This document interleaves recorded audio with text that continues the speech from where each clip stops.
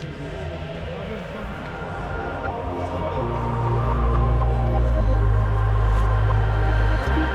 fucking yksin tässä, kunnes tajun, ettei elämä voi jättää elämättä. So, starting off from the beginning, Ukraine is the current hotspot. Everyone is looking at Ukraine. We want to start from there. Tell me, when you look at the situation in Ukraine, how do you feel about it as a Georgian citizen, per se? It's like a complex mix of emotions, really. I feel very angry because, it's like the first initial reaction because of all of the images and videos that are coming out of there, of all the like atrocities that are really taking place. I also feel at times disheartened. It's crazy, really, how often it kind of fluctuates between hopelessness and like hopefulness, because of like you hear how amazingly they're taking care of the situation with what little they have, and it kind of gives us this kind of feeling of hopefulness that if they can do it, then it might be possible. Yeah, okay. So yeah, but overall, the most, I guess, the biggest thing I feel about it is anger, really, and at the injustice of what's going on. Yeah. Like, at the back of your head, you mentioned hope. This hope, is it to finally break Russia's influence over Georgia and Ukraine?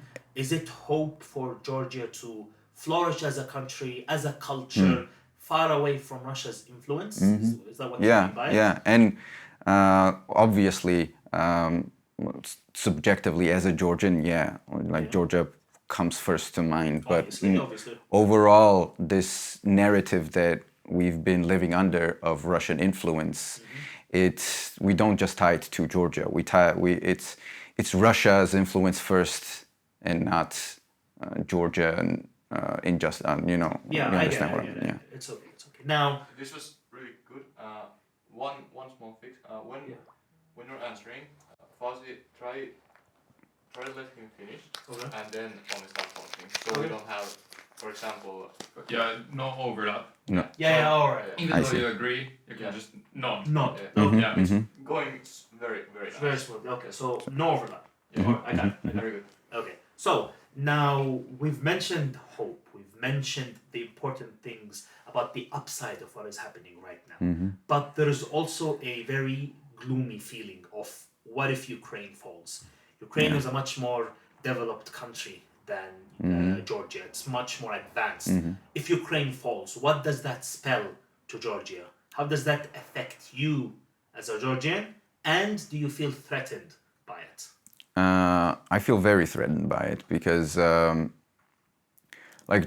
Ukraine at the moment is very much an underdog in this situation. They're 40 million versus Russia's 145, I believe, or 150 million, and it's a very much an uphill battle for them. But even after that, in comparison, even to that, we Georgians are 3 million. It's ridiculous. The numbers are just ridiculous. So even with this help that the Ukrainians are getting from this international community, all the support, all the mental, all the physical, military equipment support, we are not used to this sort of support for us. We've never kind of had experienced that. So maybe, I don't know, God willing, I don't know how this stuff will go, but if it comes to it and we need help, maybe we'll get it. But we are kind of conditioned to thinking that we are kind of in this alone with, of course, with Ukraine, historically, with, after in the Soviet and post-Soviet Union, we only a few peoples, let's just say it that way, have been standing next to us, and one of them is Ukraine. Okay. Things that we'll go more over that later on, but right now we want to focus on the events that are happening. One of the shocking things, you've established a narrative for us that Georgia and Ukraine have always been hand in hand in experiences, in supporting each other. But one of the most shocking instances that evolved in this current situation is, in my opinion, is the Georgian government's response. Georgian government's response, as you are fully aware, the prime minister declared that, oh, we have no say in this. Yeah. Does that represent you, and what do you think about it? No, no. Obviously, this is an unreasonably. I don't even have the words really to express myself. It's a shameful response, because if we're really kind of cool-minded about this and logical and taking everything into account, like I said, there's very little of us population-wise, and we have Russian soldiers on our land in battle-ready conditions, and it would not take much really for them to just come in and take over and just completely destroy us, really, or at least as much as they want. So there is a sophisticated kind of argument to be had about how much we want to make this situation even more tense. There is, really, because things are never that simple. However, that does not change the fact that when we were in these situations, like I said before, one of the only peoples that have stood by us were the Ukrainians. And the way I see it, and the way a lot of my compatriots see it, those that stand there every day, is that we have a debt, and a debt that you cannot kind of forget or forego, just because it is, hard for you to maybe pay the price. It's understandable what the price would be, but it's also necessary to be, true to our word and true to our identity at this time. We will talk about this later too. But the last similar event to what's going on in Ukraine was the 2008 conflict. Is it true that Georgia received little to no help from Ukraine during that time? First of all, about the 2008, and we'll talk about it later as well, as you said, and I want this to be kind of in context of what I'm about to say right now. We have to understand that at that time, me and a lot of my aged people that are now standing out here, we were like 15, 16. We were very much in this kind of dark, and this was one of the first kind of instances of war of this, what they now call this modern hybrid war of information. So it's all a little bit fuzzy, sometimes. But I remember that we had soldiers, Ukrainian soldiers, that came over here and fought for us. I remember that there was also talk of officially sanctioned, government-sanctioned helicopters, I believe it was, that the Ukrainian government sent over, but under wraps, so that not to, Let's provoke. Exactly, not to provoke the Russian government. So, does that answer your question? I'm sorry, sorry, I got a little bit lost in the answer. That comes to show us how aligned the Ukrainian and the Georgian people are. Yeah. Yeah, so to follow up from that, you at least feel like, and you have vivid memories of Ukrainian help. Yes. So yes. How does it feel that there is now in action, especially militarily? Yeah. Because you're offering soft help, you're offering clothes and so on. But no not the help that they actually really truly Exactly, need yeah. to exist. Yeah. How does it make you feel? It makes me feel, first of all, very angry. I've been going around in fits of rage for more than a week and like barely getting enough sleep until like it's mostly like I can't sleep at all for a few days and then I pass out on one day and get some sleep pretty much. But I feel very angry and it feels very disheartening because this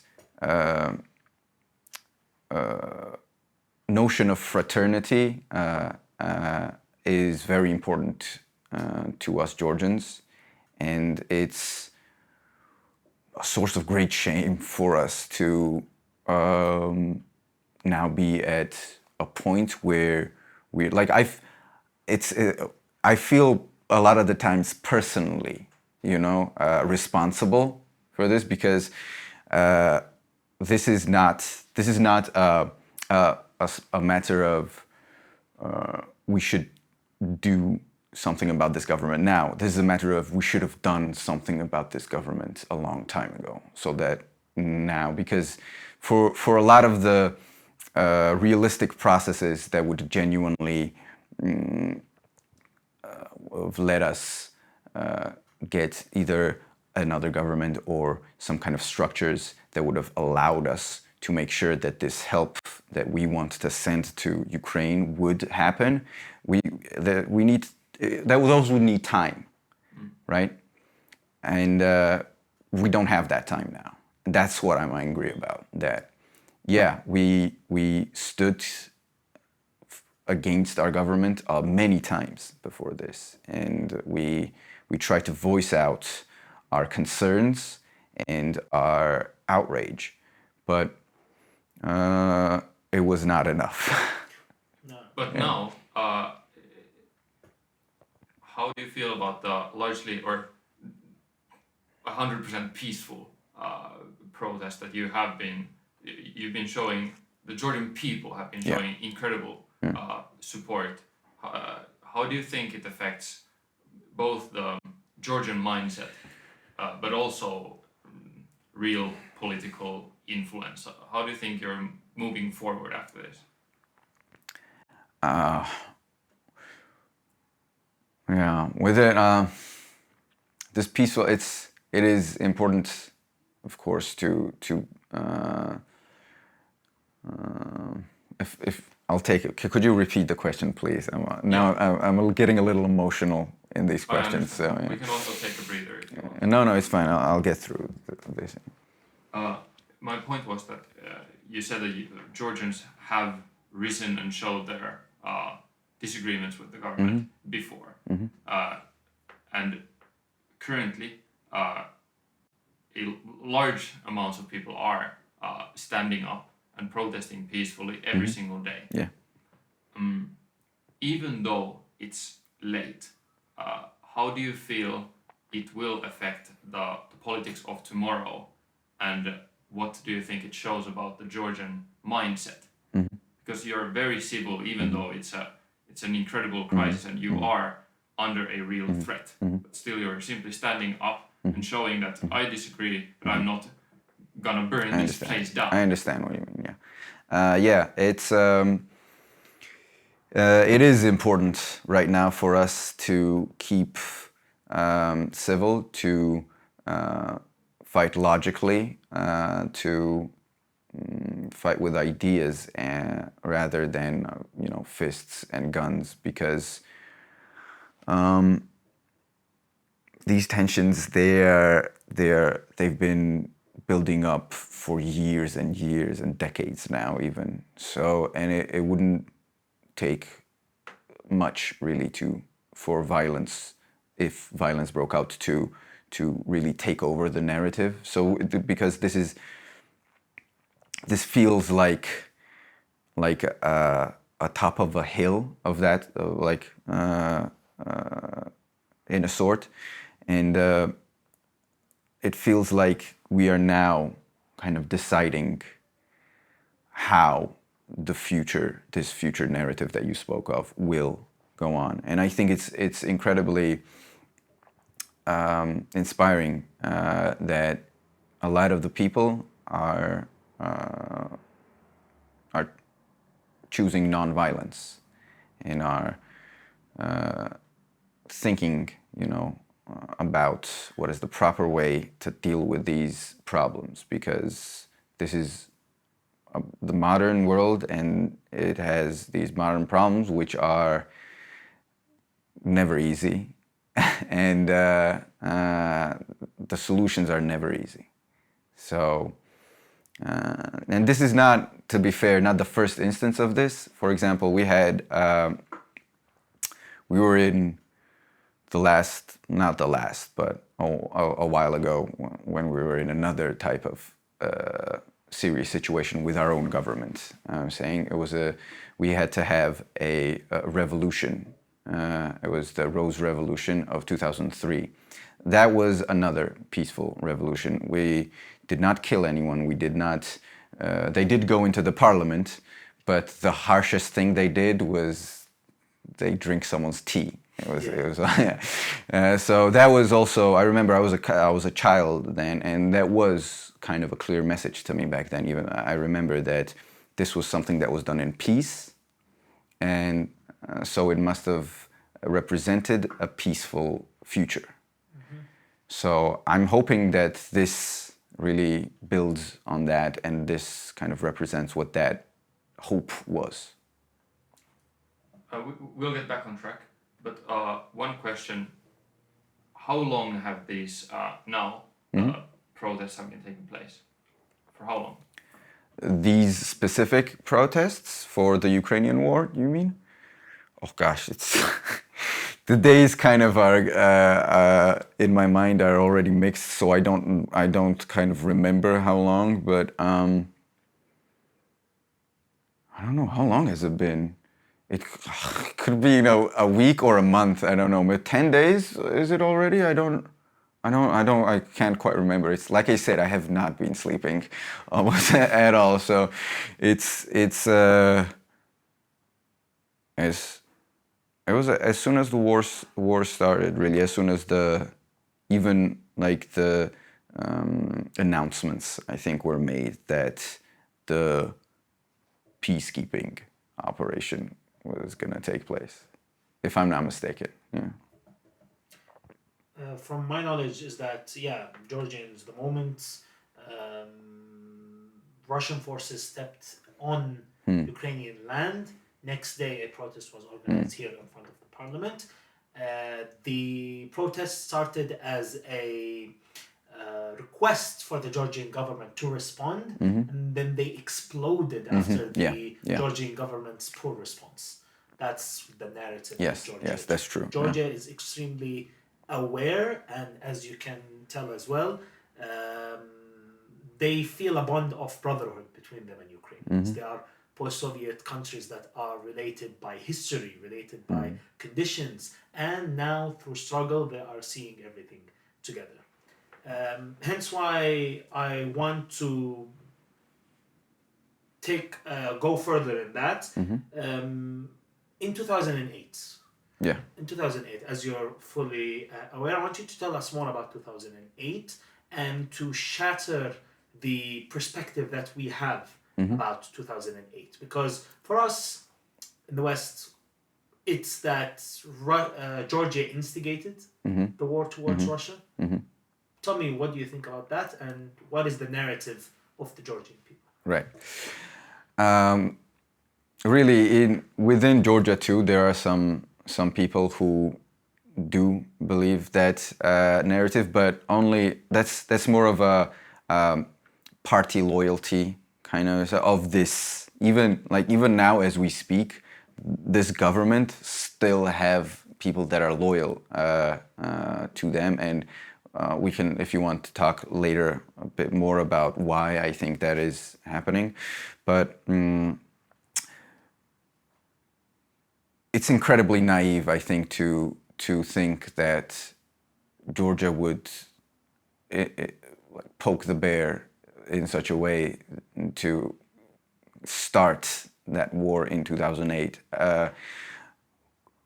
there's talk about who physically opened the first fire. We say it was them, they say it was us, but it was even before that war started. The tension was there, and the people that were there that are now claiming that land as their own, even as they act as puppets for Russian government and army. They were very antagonistic, and this is something that a lot of regions around Russia are experiencing and have experienced, especially in the Soviet and post-Soviet era. It is, I believe, one of the weapons in the... Is it okay? Do you want me to continue or do you want me to pause? Let's see. All good? Yeah, I think we should maybe... Based? Yes, super based. Super based. Okay, so we're back. Yeah. Mhm. Again, so to pick up where we left, I'm very sorry to interrupt you, No. but we're going to speak more about 2008. Mhm. And the thing is that for any neutral political enthusiast, while you're reading about the situation in 2008 and now, you would notice that, okay, in both instances, you see two breakaway nations, Abkhazia and South Ossetia. For Georgians, they're Abkhazeti and Samachablo, and the Donbass disconnect. Yeah. Walk me through it. Are they similar? Are they different? Well, first of all, even with, I think, Samachablo and Abkhazeti, sorry, I looked at the camera. Even with Samachablo and Abkhazeti, there are some differences. Like I said previously, I was 15, 16 during Samachablo war, and being born when Abkhazia thing was going on. So I am very much also going on information that, but like at least from people that I trust, like I know that were first-hand sources at least. The Abkhazia situation is a little bit more unfortunate for us because there was instances of nationalism on Georgian side as well. That the Abkhazian people that they were in Abkhazia, they were ethnically Georgian Abkhazians and also Abkhazians who are now inhabiting the region. There were really a lot of instances of them being treated unfairly, unkindly as second-class citizens. A really shameful kind of acts that have no place in modern society and no place in what I see as Georgian society. But even then, I believe, and many of us believe, that this is still the same narrative that Russia has been, not narrative, but the same mechanism and weapon that Russia has been using against these neighboring countries, where they sow this discontent, and they kind of promote this kind of hatred and divide, and then they use it, they weaponize this, and then they divide and conquer. It's the yeah, oldest yeah. trick in the book. Yeah. So that was Abkhazia. Samachablo was a little different. Now there was, also some, regional kind of not discomfort, but kind of antagonism maybe as well there. But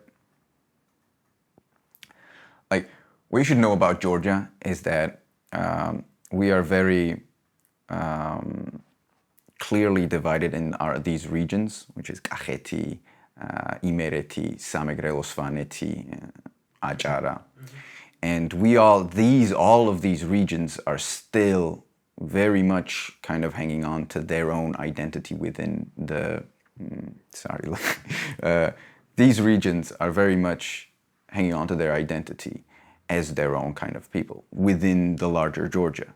So we joke about each other and we kind of give each other a hard time, but it's always kind of understood that it's always in good faith and it's always kind of fun.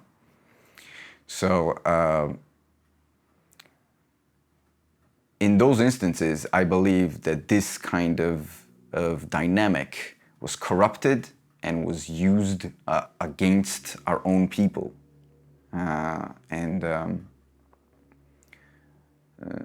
So after a while of this happening, and also you have to understand that when the Soviet Union broke up and these countries suddenly became independent, we all kind of dealt with it in varying degrees. In Georgia, there was no structure at all. No one knew what to do. There was the one guy who was a high-ranking official in the USSR, who was very much instrumental in this process, who suddenly thought, I'll go back to my country and I'll, head it up. Sorry,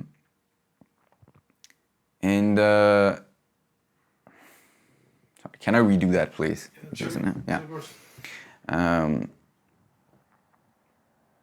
Because that's not quite entirely correct. We did have Gamsa Khurdia before Sharonadze. Yes. Yeah. However, I forget Gamsa Khurdia sometimes. Yeah, he is a, I want to say, weird spot, especially when I'm reading about it. The breaking of Georgia from Soviet Union, it hasn't been very smooth. No, yeah. It hasn't been very smooth, and Soviet Union has been very adamant on keeping Georgia until the last period. That's why you guys have the day of breaking from the Soviet Union, the day of independence. It's a lot of different dates and a lot of different directions. Yeah. When it broke up and we became a nation, there was no governmental structure. No one knew what to do. There are still a lot. This is why there are some people of older generations that are still alive that still kind of fondly remember the Soviet Union, the times of the Soviet Union, because they were comfortable then. Because what they remember is that they didn't have much money, they didn't have lavish lifestyles, but they had comfortable, more or less, lifestyles. And what they remember is that after that happened, in the 90s, it was horrendous. The 90s were horrendous. We had no electricity, no running water for most of the day, no gas for most of the day. What they would do is they would give us a timetable. They would say, during these times, on a given day, you will have gas, so cook. During these times, you will have running water, so fill up on water. So what we'd have to do was, and same with electricity, what we'd have to do was we'd bathe with buckets, bathe each other with buckets. We'd stock up on food. Till this day, my grandmother cooks entirely too much food on one go, because I believe that it warped her mind that she has anxiety till this day, that she needs to make sure that we have enough for entire family for the entire week, and then it goes bad, obviously. We would have to study on candlelight, or we had these lamps, kerosene lamps. Every family had these kerosene lamps. That's how you read or studied. And people had nothing at all, so obviously there was a lot of aggression as well. You couldn't go outside alone at night with anything. You would get robbed. You could have gotten killed. You had to go out in numbers. You had to watch yourself with what you were holding, what you were wearing.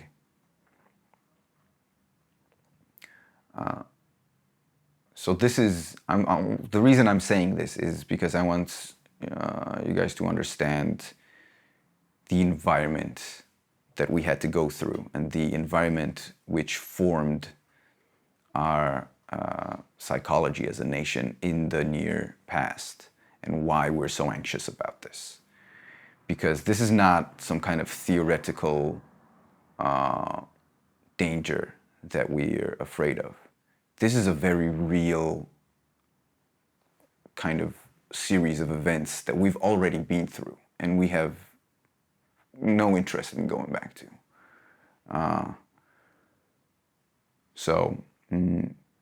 I'm sorry, I might have wandered a bit from the question. No, But yeah. It's great. It's great. Yeah. Now, we've had a bit of context about 2008, about the installment of the two breakaway nations, how Georgia as a country is very culturally different. You said you have Kakheti, there's also Adjara that we didn't briefly mention. You guys are all culturally different, but you guys all fall under the same flag, the flag of Georgia. And that Russia sows discontent and to use it for its own advantages. How, but we're very interested in how does that start? Like, are the people there being, let's say, persuaded with power, with land? How does that start? If it's by Georgians for Georgians, how do we end up with two breakaway nations?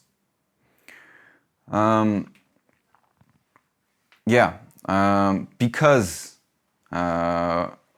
exactly because the people of Georgia had been put through these sort of suffering and these sort of bad times, it is extremely easy to then manipulate these people who have really for, let's say now 30 years, been growing up and living in what by Western standards are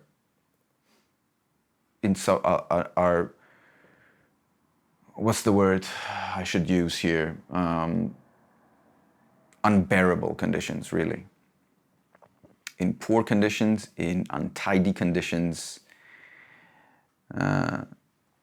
So it's extremely easy to manipulate someone who has been suffering for that long by promises of better times. And also, of course, let's not forget that all of this comes also with a lack of education.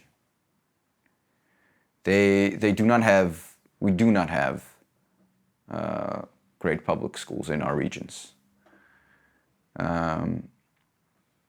So it's easy to establish a dominating narrative in these kind of conditions, which will then kind of on its own start the ball rolling and then will be unstoppable in some cases.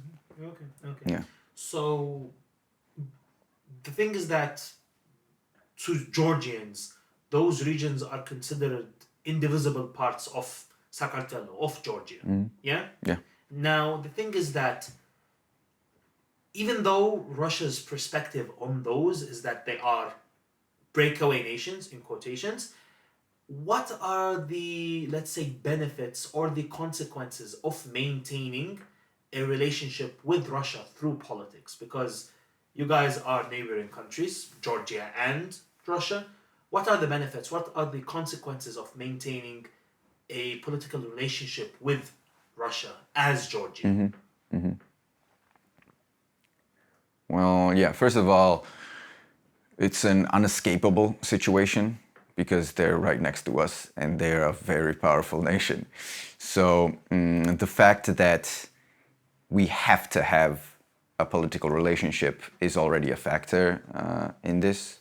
So from there, then the question is, what kind of relationship should we have? And theoretically, the better relationship, if we're gonna have a relationship, if we have to have a relationship, the better relationship we have, the better for us.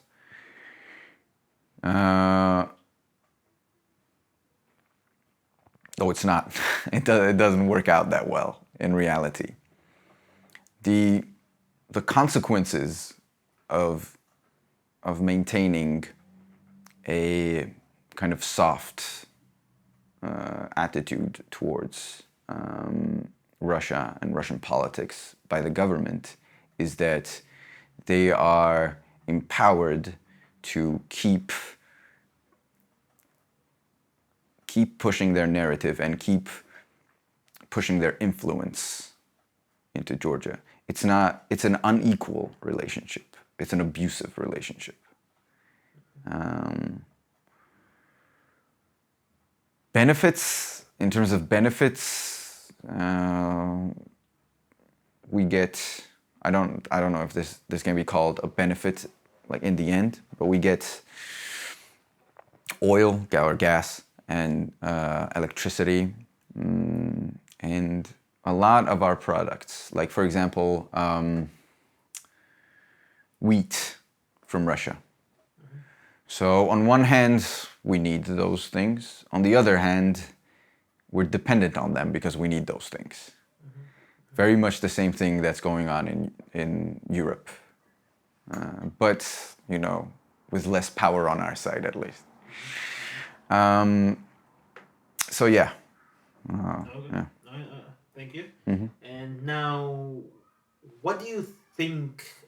There has been a lot of political interaction between Russia, Georgia, and Ukraine, and going through the logs, going through the history, a prominent name or a prominent, let's say, politician that has managed to pop up multiple times is Saakashvili. He's quite a polarizing figure in Georgia because many people have revered him as the savior or as someone who has brought Georgia either forward or backwards. What do you think about him, obviously? And is he an important figure in this current Ukraine conflict or more of a background character? First of all, yes, Mikhail Saakashvili, our third president, is an incredibly divisive and polarizing person. My personal attitude towards him is I'm not on either of the extremes of either being in his fan club, which some people are, and really believe that he can do no wrong. I don't quite subscribe to that opinion, but also I'm not on the side which blames him for everything. I think that he came in at a very important time, and he did a very important service for Georgia, because there was tension and there was unrest and there was the will of the people for a change, but it needed a lightning rod. It needed someone who would direct all of this energy and make it happen. That's what was critical, because for all those feelings had been there for a while already, but nothing much was happening really. We needed direction at that time, and he provided that direction for us. He modernized a lot of Georgia, a lot of Tbilisi. He popularized a lot of Georgia and Tbilisi. And to be quite frank, a lot of the things that even like tourism has been growing this last decade in Georgia a lot, it's very simple if you really think about it to see how a lot of those processes, even leading up to like 5 years ago, have been going on momentum that maybe not him specifically, because he had a whole government worth of people, and they were also, you know, doing their job. Some good, some bad, like always. But it was going on momentum done by that government. So, yeah, he also had made mistakes, had conducted himself in a lot of ways that, again, clashed with Georgian identity, clashed with some of the things that are important to the Georgian people. So he had to come, I believe, to power. But the reality of politics is that if you tarnish your name, sometimes doesn't matter how fair or unfair that is, if you lose the faith of your people, then there's not much you can do for your people in that kind of condition. At the moment, with what's going on currently in Ukraine, I don't know how much he has kind of to do there and how much influence he has on the events unfolding there. But yeah, I don't even know where to take this answer from here, to tell you the truth. I have a follow-up question. From what I've gathered, I might be completely wrong, but is it true that Mikhail Saakashvili is known for a hard grip or hard action, or action that needs to be taken, right. but then it might get a bit messy? Yeah. Do you think that in the current situation, at least some harsh political action needs to be taken? Not perhaps not towards Ukraine, but inside Georgia, internally, to keep to keep the country safe and to keep it together. I do believe that we lack decisive leadership in opposition at this point that would, like I said before, kind of direct the will of the people. And that is very necessary, I do believe, for us today as much as it was necessary for us back then. However, I also believe that his way of, like you said, he would be decisive and he would be a man of action, but that would not always be entirely well thought out, and it would get messy sometimes.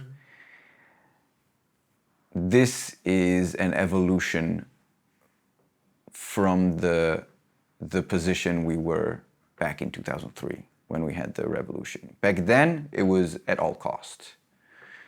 And messy but powerful and quick and decisive solutions were okay. Were not okay, but were kind of what got us through there. But now we need something more complex, I believe. And yeah. Also, while we were talking about the 2008 war, I think it's important to, maybe you want to cut this and place it when we were talking there. I think it's important to talk about Saakashvili in terms of the 2008 war as well,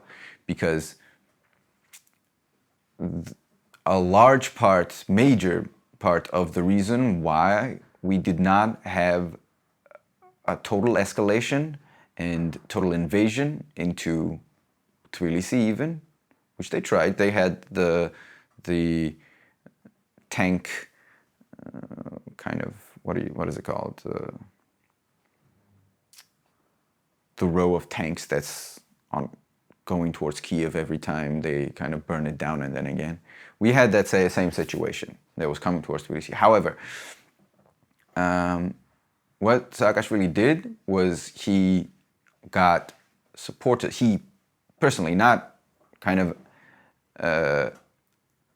accepted, but requested support from presidents of some neighboring countries to come physically to Tbilisi. They were standing right there, here in the city.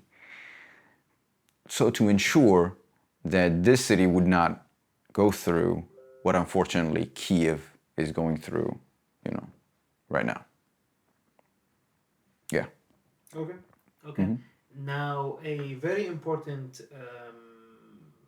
narrative that is going on right now, and the main, main deciding factor in politics, in Russia especially, are oligarchs, are people with huge influence. Now, when going deep into the topic of Georgia, a name that is bound to come up, especially with Georgian Dream, the current ruling party of Georgia, is Bidzina Ivanishvili. Bidzina Ivanishvili, he is, let's say, the funding head of the ruling party of Georgia, and he has his business tied in Russia. Would that be a fair connection or a fair narrative that would describe why they would want to protect their interests and their relationship with Russia? Or is that a far-fetched, let's say, catch? It is not at all a far-fetched catch. I think that anyone who knows anything about how money is made in Russia, about how oligarchs make their money in Russia, not even delving deep to how Vladimir Putin came to power by the help of these oligarchs, or the previous oligarchs at least that were there. But if you know even a little bit about what kind of ties to the government you have to make that kind of money in Russia, I think it's incredibly easy to connect the dots there and see where the influence is coming from. Yeah. Okay, thank you. Now, the main buzzwords that are flowing around right now, the main discussion going around is Ukraine going to join the EU, NATO, NATO? Those are the main buzzwords that we are following on right now. And I want us to take the conversation to Georgia. Do you consider Georgia to be a European country? One that should be able to join the EU? I consider, I myself, first of all, I want to give a little context to this, that I myself have been raised and have lived in a European way. So I lived outside of Georgia for a while in Europe and then decided to come back. So I might be a little bit subjective, but nowadays I see a large, at least parts of Georgia being very European. But also on the verge, let's say, we'd always been this gateway between West and the East. And it's also been somewhat tied to our identity as well. You can go around even the city, and even more so outside the city, to historical, archaeological sites where you will see architecture that has base from all kinds, from Eastern to European.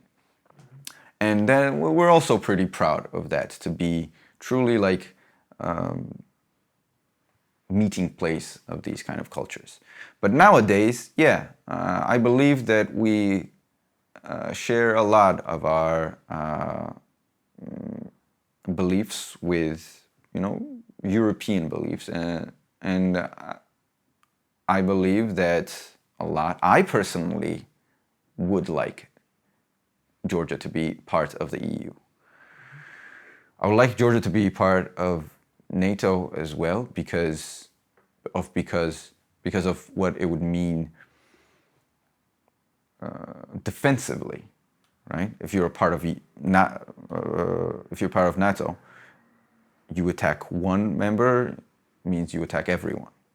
So that's why the war started in 2008, because NATO had announced or made remarks that Georgia was kind of in the process of possibly, joining them, which would directly resulted in the 2008 war. It was kind of a signal from Vladimir Putin, from the Russian government, which, when I think about it, is incredibly infuriating and demeaning to be in this position where we're not even important as a country to invade in that sense. What was important that he make them see that this is mine. This was a message to them, and we were just, a tool for this message. We mentioned the importance of Russian-Georgian relations. The thing is that the enrollment of Georgia into NATO, what do you think what's the influence of that on Russian-Georgian politics, on Russian-Georgian relationship? Do you mean between governments or between people? Between governments. Between governments. Well, the current government is, I believe, being pro-Russian or being controlled by Russian interest, or however you might say. For a long time, because I don't like to make these kind of conspiracy kind of claims, for a while, what I would say when I would see them make these kind of decisions, before the war, was they're either defending Russian interests, or they're completely inept as a government and are unable to make any decisions that are actually beneficial for Georgia. So I would always be there. And as more this kind of built up, I would then say, it's either that or that, but it doesn't really matter at this point. You're either a traitor, or you came into a government promising that you would make this country better, and you are wildly underperforming. In either case, they have no business being in government. But at this point, it's becoming more and more obvious. So, if Georgia joined NATO, or if Georgia even joined the EU, then this government would have no use for Russia. Russia would have no more use for this government. Okay. Because this is the only thing that they want them here for. To keep them kind of separated from the rest, and kind of ready for whenever they really need to make these decisive kind of actions. Okay. Does this link to the fact that, is it true that Abkhazia tried to, or at least tried to appeal to Moscow to actually join Russia, but Moscow declined? Is this true, or is this a fair? I don't know. I don't believe. I don't know if that's true, because the fact is that their kind of that situation, that civil war, was for their independence, and after that, what the Russians did was they passed out Russian passports freely to anyone who wanted, the Russian citizenship, which they got, and now they have all of, I believe all of them. So I don't know if the Abkhazians wanted to join Russia. I doubt that the Russians would have. I don't know. I can't speak to that, unfortunately. Yeah. Okay. Lastly, what do you think would be the, I think we already established this, but what would be the biggest obstacle to Georgia joining the EU, NATO, the Western community? The biggest obstacle, Georgia joining the Western community, is the lack of development, social development that we've had in this country post-Soviet breakup. There are structures that need to be put in place, and there are rules that need to be adhered to, and these are all kind of on, how should I say this?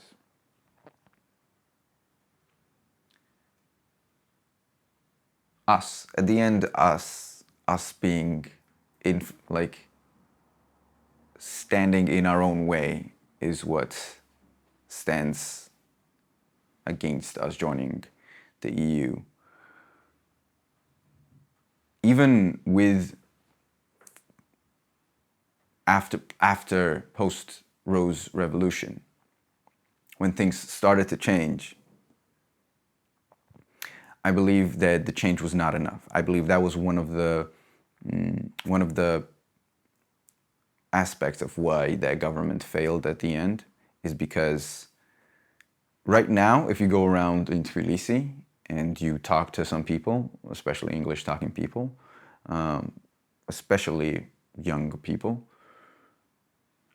they have quite comfortable lives. We have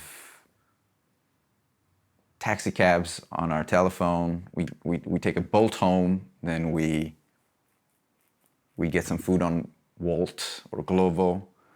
We fire up Netflix and have a nice evening. But if you go out to the regions, to the villages, they're still in the 90s, very much so. Maybe they have, not maybe, they have in almost all the places gas and electricity and water, obviously. But the quality of life is still suffering there. So the problem, the modern problem in Georgia, is the income inequality. Because the very few that especially now are tied to this government, and especially that are tied to the Russian influence, the easy way of making money, have gone far up front and have left all of the people in the surrounding regions behind. And that, I believe, is a very big problem that we're facing right now. We lack unity because we cannot relate to each other. Yeah. Okay. One maybe something. Every time we have discussed Jordan-Russian relationship, we have of course discussed the relationship between probably the countries and the governments. So for a good balance in terms of documentary, you could perhaps say a few words on how you see the relationship of the Jordan and Russian people. Mm-hmm. Mm-hmm. You're moving. Try to keep steady. Oh yeah, sorry. Mm-hmm.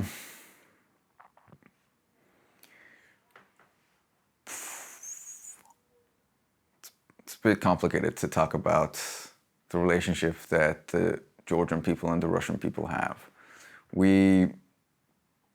Most of us Georgians are very fun-loving, very much guest-loving people, although, again, through these processes of sowing discontent, sowing poverty, sowing of like causing these like harsh conditions for these people, this has been kind of toned down, but it is still somewhat part of our identity. So I can talk personally about myself, at least. I have no kind of automatic hatred, I'd say, I guess. Although I'd say at this point it's extremely easy to cause negative emotions inside me from a Russian person because of all the surrounding circumstance. But also, from experience, I have to say, a lot of the tourists from Russia, not a lot of, okay, yeah, sorry. Not a lot, but there are tourists from Russia, like any other tourists in any other country in the world, that behave in a manner that is unsavory, let's say. And especially when you take into account the situation that we're in, that we're invaded by their government and their soldiers, you would expect more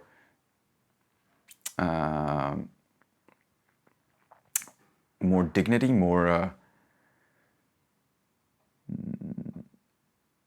don't know even how to say, but you would expect them to understand that they are they're guests in this country that is suffering from their government, and we are still letting them in. We are letting them see all our beautiful sights, eat all all the tasty food that we have to offer.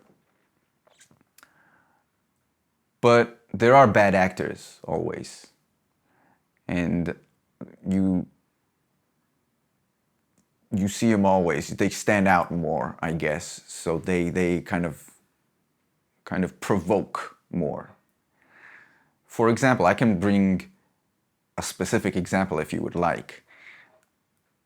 I was in Gudauri skiing in the mountains when I heard that the war broke out in Ukraine. And I was sitting and eating, taking a break, and I looked up and I saw some people, Russian tourists, and one of them was wearing a ski jacket, national Russian ski jacket that had Russia written on it and had the Russian flag on it. Now you see, that's what I'm talking about. When you're in one country that is invaded currently by your soldiers, which is next to another country that is now starting to get invaded by your soldiers, in my mind, you shouldn't walk around wearing your national colors so, flashily, or whatever you want to say. So that's what I mean. In general, and this might be like a cliche way of saying it, in general, I have friends who are Russian, and I have no problem with them at all. We're a modern society. We understand people are people. We're good with them. It's really nothing personal. But when you see, for example, now the next problem we're facing now here is the mass immigration of Russians to Georgia, which is a big problem because there's 3 million of us, by optimistic count, I believe, I think, I don't know. And there's 145 to 150 million Russians. So it would take 2% of Russians to come here to overpopulate us, to be more than us here. So we're afraid of that, especially when you take into account that every time the Russian government has invaded a country next to them, it has been, quote unquote, to protect their citizens that are in that country. It was the same with us, it's same with Ukraine. So we see this and we can see where this is going.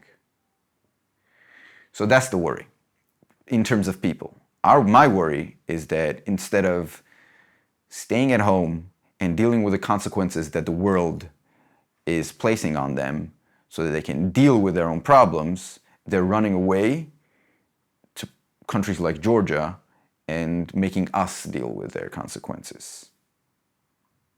And additionally, I think it's incredibly folly and it's very poorly thought out of the people, because if they're running from the Russian government to Georgia, they're not running far enough. Okay.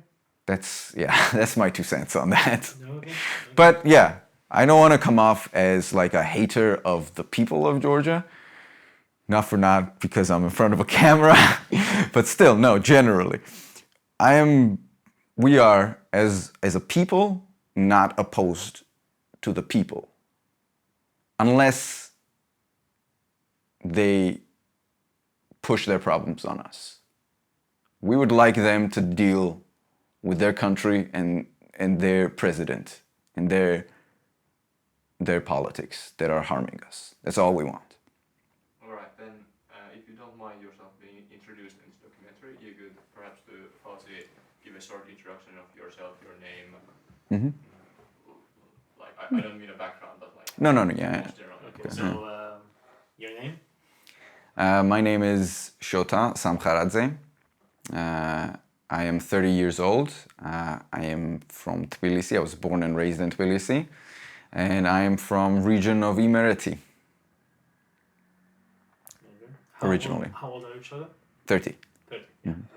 And what is your profession? What are you? I studied for engineering. Then I worked for around 6 or 7 years, I believe, in the environmental protection field in Georgia. In which time I have gone around and been to every single part of my country many times. And I feel incredibly connected to the land and to the people that are inhabiting it. Yeah.